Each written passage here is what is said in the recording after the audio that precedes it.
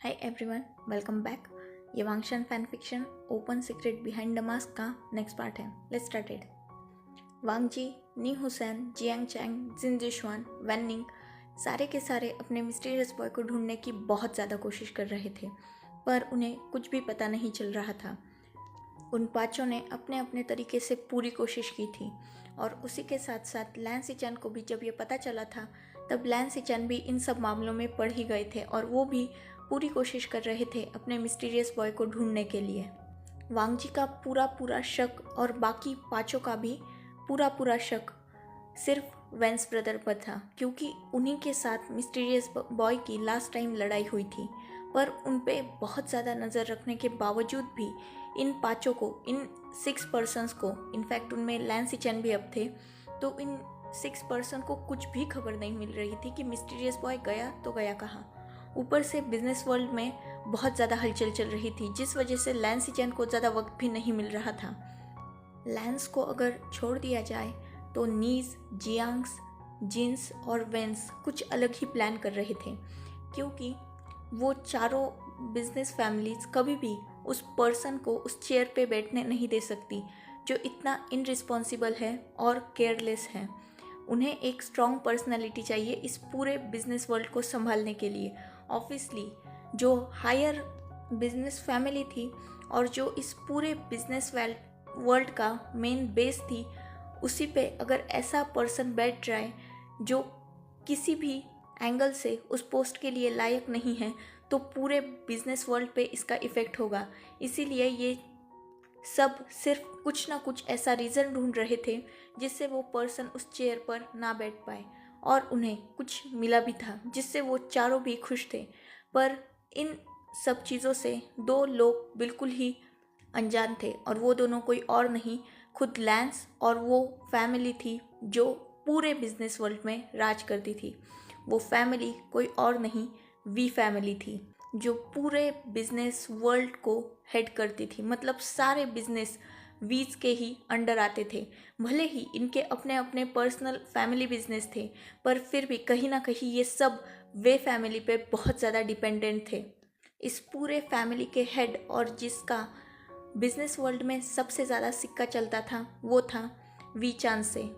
उनकी वाइफ कांसे सरन थी और उन्हीं के बेटे की ये पोजीशन थी जो कोई भी उसे लेने नहीं देना चाहता था, क्योंकि उनके बेटे के बारे में रूमर्स बहुत फैले हुए थे और कहीं ना कहीं वो सारे रूमर्स सच थे।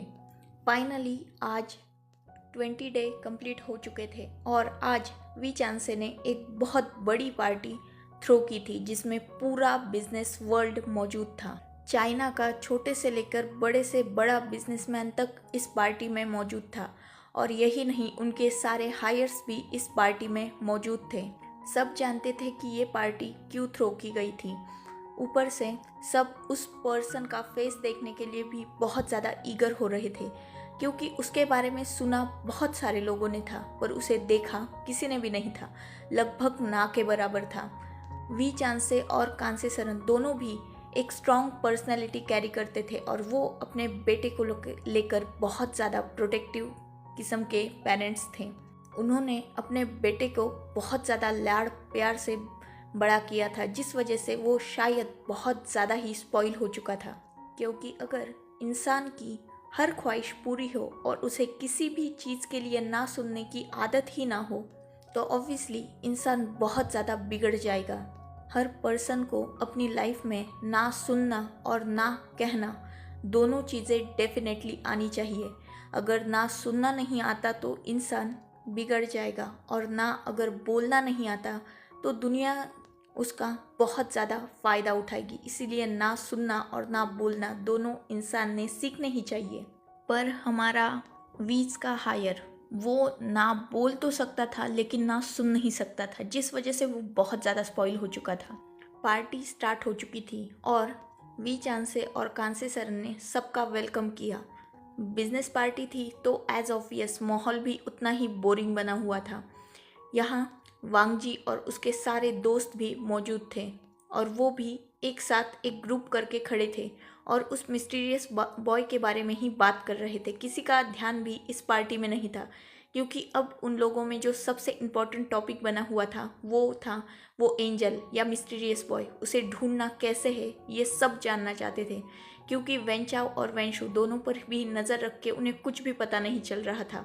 आखिर वो मिस्टीरियस बॉय कहाँ हवा में गायब हो गया, ये जानने के लिए सब बहुत ज़्यादा ईगर थे। ऊपर से लान वांगजी, वो तो पागल हो चुका था। वो फिर से अपने एंजल को नहीं खो सकता था, जिस वजह से वो अपना पूरा जोर लगा रहा था ताकि वो उस मिस्टीरियस बॉय को ढूंढ सके। पर एज ऑब्वियस उसे कुछ भी नहीं मिल रहा था। बहुत देर हो चुकी थी और फाइनली अब वो मोमेंट था जिसमें वी चांसे और कांसे सरन दोनों भी अपने बेटे को एज वी एम्पायर ओनर बहुत जल्द घोषित करने वाले थे।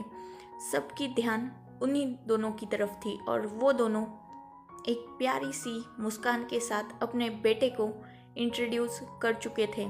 उनके बेटे का नाम था वी वुशियान।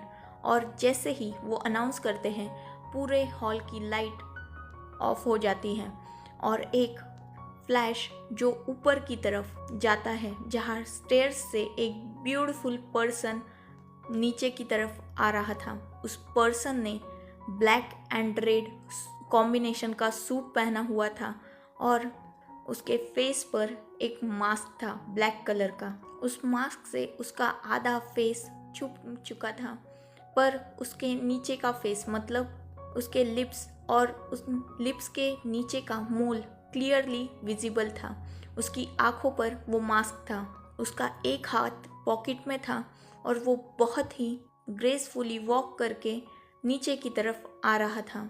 वो पर्सन नीचे आता है और तुरंत अपने मॉम डैड के पास जाके खड़ा हो जाता है। वी चांसे और कांसे सरन दोनों ने उस पर्सन को मतलब अपने बेटे को अपने बीच में खड़ा कर दिया था और उन दोनों ने उसे इंट्रोड्यूस किया एज हीज सन। और ये बोलते वक्त वी चांसे बहुत ज़्यादा प्राउड फील कर रहे थे अपने बेटे पर। थोड़ी देर बाद वी चांसे और कांसे सरन अपने बेटे से थोड़ा दूर हुए और वी चांसे ने उसे एक इशारा किया, जिससे उस पर्सन ने मतलब उनके बेटे ने अपना एक हाथ उस मास्क पर रखा और दूसरे हाथ से उस मास्क की पीछे की नॉड को ओपन कर दिया और धीरे धीरे उस मास्क को अपने चेहरे से उतार दिया। जैसे ही वो मास्क उतरा था, सबका ध्यान उस ब्यूटीफुल पर्सन पे गया था। वो मासूम सा फेस, वो ब्यूटीफुल आईज और पिंकिश लिप्स और उस लिप्स के नीचे एक छोटा सा मोल। सच में वो पर्सन हेवनली ब्यूटी लग रहा था, जिसकी ब्यूटी का कंपैरिजन शायद इस पार्टी में कोई भी नहीं कर सकता था। इस पार्टी में बहुत बड़े बड़े फैमिलीज़ की गर्ल्स और बॉयज़ दोनों मौजूद थे, पर इस पर्सन से ब्यूटीफुल पर्सन शायद ही इस पूरे पार्टी में मौजूद भी हो। उस पर्सन ने अपना मास्क उतारा और सबकी तरफ वो देखने लगा। सबकी आइज़ भी उसी की तरफ थी, क्योंकि सच में 2 पल के लिए पूरे पार्टी में सन्नाटा फैल चुका था और सब बस मेस्मराइज होके उस ब्यूटीफुल एंजेलिक फेस की तरफ देख रहे थे। उसकी आंखों में मासूमियत थी, पर फिर भी उसके आसपास एक स्ट्रॉन्ग ऑरा महसूस हो सकता था। ये पर्सन जितना मासूम था, उससे कहीं ज़्यादा डेंजर भी लग रहा था।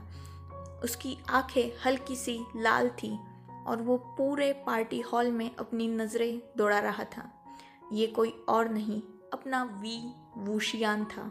वी चांसे और कांसे सरन का इकलौता बेटा और पूरे वी अंपायर का इकलौता हायर, जिसे angelic face with demonic personality भी कहा जाता था। गलती किसी की भी नहीं थी, क्योंकि उसकी करतूतें ही कुछ ऐसी थी। पर यहाँ अब सबको कहीं ना कहीं शक हो रहा था, क्या इतना ब्यूटीफुल पर्सन सच में इतना खतरनाक हो सकता है। सबको कहीं ना कहीं अपने ही इरादों पर या सुनी सुनाई बातों पर शक हो रहा था, क्योंकि ये पर्सन बहुत ज़्यादा मासूम लग रहा था। मतलब अपना वी वुशियान बहुत ज़्यादा मासूम लग रहा था और अभी भी वो बच्चा लग रहा था, सिर्फ 22 या 25 साल का या उससे भी कम। इनफैक्ट ये सिर्फ 20 साल का छोटा लड़का लग रहा था, जो पूरे अंपायर को संभालने के लिए कहीं से भी कैपेबल नहीं लग रहा था। और दूसरी तरफ लैन सिचैन, लान वांगजी, जियांग चैंग, जिन जिशवान, नी हुसैन और वैनिंग वो 6 पर्सन शॉक हो चुके थे इस पर्सन के फेस को देखकर। अगली ब्लॉब फिश, मिस्टीरियस बॉय या एंजल, किस नाम से पुकारे इसे, क्योंकि तीनों भी एक ही पर्सन था। वी चांसे और कांसे सर ने ऑफिशियली अपने बेटे को आज पूरे बिजनेस वर्ल्ड के सामने इंट्रोड्यूस करवा दिया था और वो दोनों भी बहुत ज़्यादा खुश लग रहे थे। ऑब्वियसली हो भी क्यों ना, अपने बेटे को अपना हायर बताना और उसके ऊपर पूरी रिस्पॉन्सिबिलिटी दे देना किस पेरेंट्स को पसंद नहीं आएगा। वो दोनों भी अपने बेटे पे बहुत ज़्यादा प्राउड फील कर रहे थे। पर अगर बात की जाए वीन की, तो वो शांति से उस पार्टी में खड़ा था। उसके चेहरे पर कोई भी एक्सप्रेशन नहीं थे। उसकी आंखें हल्की सी लाल थी, पता नहीं क्यों। उसका फेस पूरी तरीके से कोल्ड था, कोई स्माइल नहीं थी उसके फेस पर। लैन सिचन और लान वांगजी ये देखकर कहीं ना कहीं शॉक थे, क्योंकि इस पर्सन के फेस पर हमेशा से एक ब्यूटीफुल स्माइल रहती थी जब ये दोनों उससे मिले थे। पर आज इस पर्सन के फेस पर कोई भी स्माइल नहीं है। बाकी किसी को तो कोई फर्क नहीं पड़ा था, क्योंकि बाकी चारों ने इस पर्सन को कभी देखा ही नहीं था, तो उन्हें कोई फर्क नहीं पड़ रहा था इस पर्सन के फेशियल एक्सप्रेशन से। पर लान वांगजी और लैन सिचन, उन दोनों को पड़ रहा था। अगर इन 6 पर्सन्स को छोड़ा जाए तो और 2 पर्सन जो उस पार्टी में थे वो शॉक हो चुके थे, और वो कोई और नहीं वेंस के हायर वेंचाओ और वेंशु थे। उसने मतलब उन दोनों ने जैसे ही इस पर्सन को देखा था वो टोटली शॉक हो चुके थे। ऑब्वियसली उस दिन मारपीट के दौरान इन दोनों ने भी इस पर्सन का फेस क्लियरली देखा था, पर इसकी आज रियल आइडेंटिटी जान के सब शॉक हो चुके थे। कहीं ना कहीं वो दोनों अब डर रहे थे, क्योंकि वीज मतलब वी फैमिली सबसे ऊपर आती थी और पूरे बिजनेस वर्ल्ड में राज करती थी। अगर गलती से भी इस पर्सन की नज़र आज उन पर पड़ गई तो ये पर्सन वैन एम्पायर को बर्बाद करने में 1 मिनट भी नहीं लगाएगा। अब उन्हें खुद की ही करतूतों पर बहुत ज़्यादा अफसोस हो रहा था। ऊपर से लान वांगजी, लैन सिचान और बाकी चारों की बात की जाए तो वो शॉक थे, क्योंकि ये पर्सन तो अभी किडनैप हुआ था और अचानक ये आज यहाँ क्या कर रहा है। किसी को भी कुछ भी समझ में नहीं आ रहा था। पहले तो सब इस पर्सन की ब्यूटी देखकर मेस्मराइज हो चुके थे, पर अब उनके दिल में 1000 सवालों ने जगह ले ली थी और सब बस उस पर्सन से सवालों के जवाब चाहते थे। उनके दिल और दिमाग में 1000 सवाल चल ही रहे थे, तभी उन सब पर एक बहुत बड़ा बॉम्ब फूटता है। और ये एक अनाउंसमेंट थी जो वी चांसे और लैन चिंगेजुन के तरफ से की गई थी। जैसे ही सब ने इस अनाउंसमेंट को सुना था, सब शॉक हो चुके थे। स्पेशली लैन सिचैन, लान वांगजी और वी वुशियान, उन तीनों के चेहरे पूरी तरीके से शॉक हो चुके थे। मतलब उनका फेस देखकर किसी को भी समझ में आ सकता था कि ये कितना ज़्यादा शॉक है।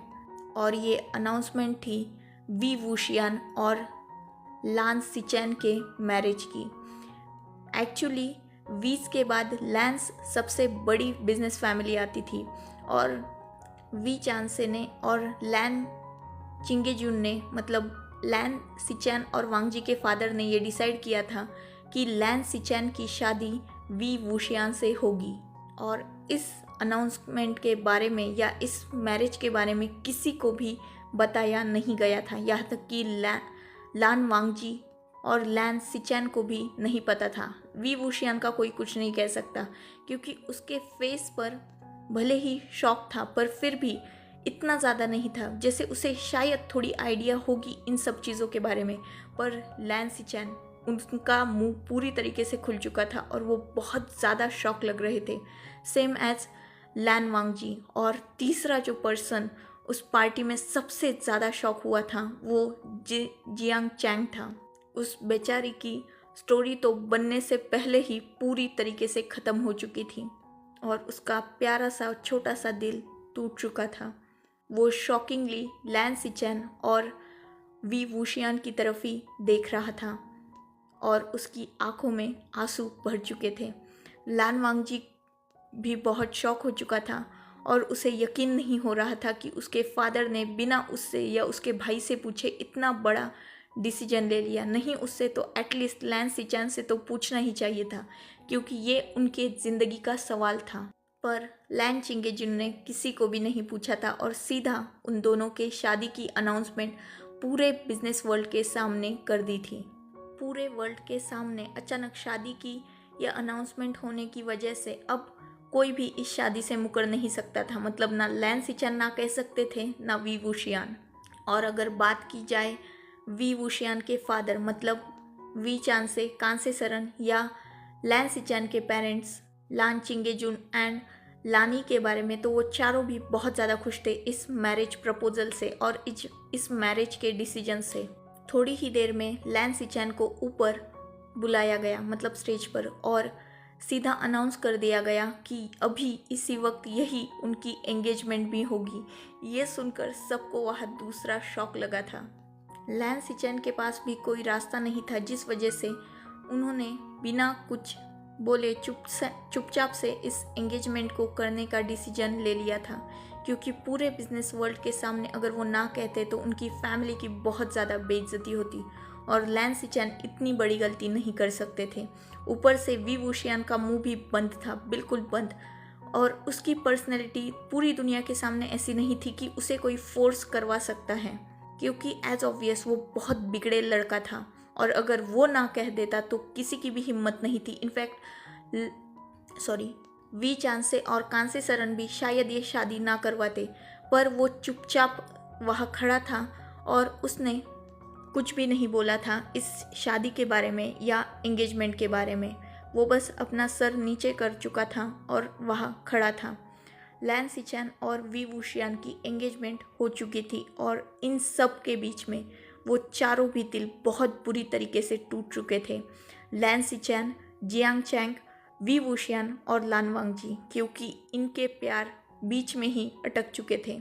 लान वांगजी जो वी वुशियान से बिना उसकी सच्चाई जाने ही प्यार कर चुका था, और जियांग चैंग और लैन सिचन दोनों एक दूसरे के लिए भले ही फील करते थे पर एक दूसरे से अपनी फीलिंग्स कभी भी कन्फेस नहीं कर पाए थे, जिस वजह से आज इतनी बड़ी गड़बड़ हो चुकी थी। उन दोनों के भी सामने उनकी रिंग्स आ चुकी थी और अब वो मौका था जब उन्हें एक दूसरे को रिंग्स पहनाकर ऑफिशियली अपने रिश्ते को अनाउंस करना था। पर जैसे ही ये होने वाला था, पूरा हॉल अचानक अंधेरे में डूब जाता है और एक बड़े से स्क्रीन पर एक वीडियो प्ले होने लगती है। ये वीडियो एक रात की थी, सीसीटीवी फुटेज, जिसमें ये साफ तौर पर देखा जा सकता था कि एक कार फुल स्पीड में आ रही थी सुनसान रोड पर और उसने एक पर्सन को बहुत बुरी तरीके से हिट किया था जो बाइसिकल पर था और बहुत बुरा एक्सीडेंट हो चुका था। उस पर्सन के सिर से ब्लीडिंग हो रही थी पर उसका फेस बहुत ब्लर था, वो ज़्यादा क्लियरली दिखाई नहीं दे रहा था। पर जो पर्सन गाड़ी से नीचे उतरा था उसका फेस क्लियरली विजिबल था और वो कोई और नहीं वी वुशियान था, जो गाड़ी से उतरते वक्त ही नशे में लग रहा था क्योंकि वो हिल डुल रहा था। उससे ठीक से स्ट्रेटली खड़ा भी नहीं हुआ जा रहा था और वो वैसे ही अपने लड़खड़ाते कदमों से उस पर्सन की तरफ आया था और उस पर्सन को उठाने की कोशिश कर रहा था। उसके पूरे हाथ पर खून लग चुका था और जो पर्सन नीचे गिरा था, जो बाइसिकल चला रहा था और जिसका एक्सीडेंट हुआ था, वो पूरी तरह से खून में कवर हो चुका था और वी वुशियान उसे उठाने की कोशिश कर रहा था। ये एक बहुत बड़ा सबूत था। जैसे ही ये क्लिप मतलब ये सीसीटीवी फुटेज वहाँ सब ने देखी थी, सब शॉक हो चुके थे। ये किसी और का नहीं, नीज, वेंस और जीन्स का प्लान था, जिसमें जियांग्स भी शामिल थे क्योंकि वो चारों भी नहीं चाहते थे कि बिजनेस वर्ल्ड में एक ऐसा पर्सन राज करे जिसे खुद किसी भी चीज़ की अकल नहीं है और बहुत केयरलेस है, क्योंकि कहीं ना कहीं उन चारों के, इनफैक्ट लैंस के भी, मतलब उन पांचों के बिजनेस वी फैमिली पर ही डिपेंडेंट थे, तो वो इतनी बड़ी गलती नहीं करवा सकते थे। उन्होंने बहुत ज़्यादा इन्वेस्टिगेशन के बाद ये क्लिप ढूंढी थी। जैसे ही ये क्लिप वह सब ने देखी थी, सब शॉक हो चुके थे, जिसमें वी वुशियान, कांसेसरन और वी चांसे भी शामिल थे। तब पूरे हॉल में अचानक एक आवाज़ गूंज जाती है जिसकी वजह से पूरे पार्टी का ध्यान उस पर्सन की तरफ गया था। ये कोई और नहीं, जिन्स का सीईओ जिन गोंगशान था, जिसने पूरी पार्टी के सामने इस क्लिप को प्ले किया था। और वो सामने आया और उसने सबसे कहा, क्या ये पर्सन जो एक मर्डरर है वो पूरे बिजनेस वर्ल्ड को संभाल सकता है? वी चांसे और कांसे सरन दोनों भी एक बहुत बड़ी बिजनेस फैमिली से रिलेट करते हैं और ये दोनों भी बिजनेस वर्ल्ड में सबसे हायर पोजीशन पे हैं। अगर इनका ये बेटा एक मर्डरर वी वूशियान, जिसे खुद को संभालने की तक अकल नहीं है और नशे में कितने तो भी मर्डर करता फिरता है, क्या ये पर्सन पूरे बिजनेस वर्ल्ड को संभाल सकता है? जैसे ही ये सवाल सबने सुना था, पूरे बिजनेस पार्टी में खुशफुसाहट स्टार्ट हो चुकी थी और सब इसी बारे में बात कर रहे थे। एक्चुअली रूमर्स सब ने सुने थे, सबको इस पर्सन के बारे में पता था, मतलब वी वूशियान के बारे में, पर किसी में भी इतनी हिम्मत नहीं थी या किसी के पास भी कोई सबूत नहीं था, जिस वजह से कोई भी सामने नहीं आ सकता था। पर आज उन सब के सामने एक सबूत था जिसमें साफ तौर पर यह देखा जा सकता था कि वी वूशियान ने एक मर्डर किया है। So enough for today. Let's take a break. Next chapter in next video. If you like my explanation, like, comment and subscribe my channel. Hopefully you all are enjoying this journey. Goodbye, take care, enjoy your beautiful life.